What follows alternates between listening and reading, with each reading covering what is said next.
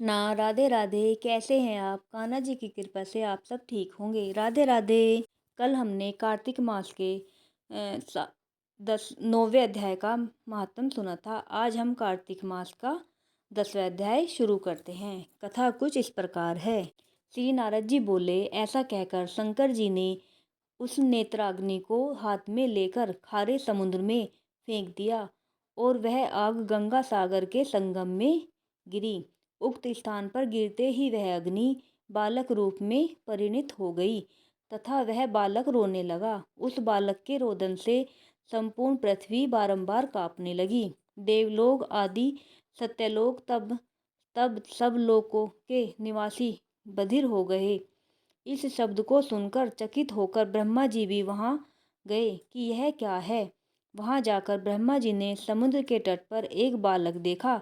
तब ब्रह्मा जी ने यह वाक्य कहा, यह अद्भुत बालक किसका है?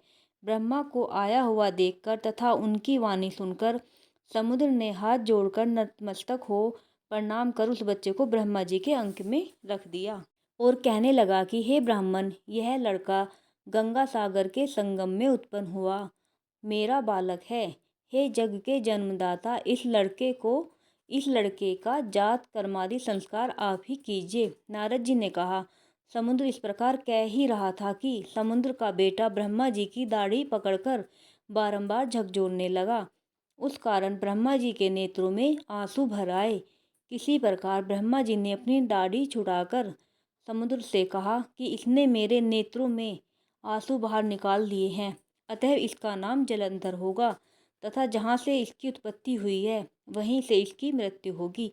नारद जी ने कहा, ब्रह्मा जी ने ऐसा कहकर शुक्राचार्य को बुलाकर जलंधर का राज्याभिषेक करा दिया और नदियों के स्वामी समुद्र को बुलाकर ब्रह्मा जी अंतर्ध्यान हो गए। इसके पश्चात उस लड़के को राज्य अभिषेक देखकर समुद्र के नेत्र हर्ष से उत्फुल्ल हो गए और समुद्र ने काल नेमी से उसकी पुत्री वृंदा को जलंधर की पत्नी होने के लिए मांगा। इस निवेदन पर काल नेमी आदि असुरों ने प्रसन्न होकर जलंधर को अपनी कन्या दे दी। वह भी अत्यंत प्रेमवती तथा आज्ञाकारिणी भार्या पाकर शुक्र की सहायता से निर्विघ्न शासन करने लगा। राधे राधे।